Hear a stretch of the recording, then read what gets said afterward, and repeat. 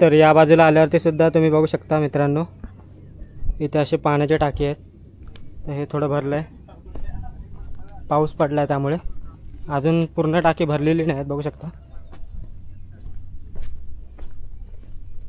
आणि खूप मोठी मोठी अशी टाकी आहेत. आणि त्या टाक्यांच्या बाजूला असे खळगे आहेत.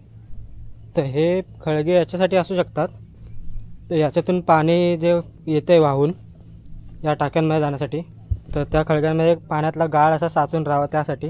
किंवा हे छोटे छोटे जे आहेत त्याचा आपण अंदाज लावू शकतो की याच्यात बांबू लावून वरती याच्या असं शेड टाईप असं काहीतरी बनवलं जात असणार, त्यामुळे जेणेकरून उन्हापासून पाणी आटणार नाही. आता बघू शकता इथे काय नाही ह्याच्यावरती, त्यामुळे उन्हाळ्यात हे पाणी आटून जातं. तर तेव्हाच्या काळात हे जे छोटे छोटे होल दिसत आहेत आपल्याला, त्याच्यामध्ये असे बांबू लावून वरती असं शेड टाईप काहीतरी बनवलं जात असणार, त्यामुळे पाण्याची धूप होत नसणार इथनं.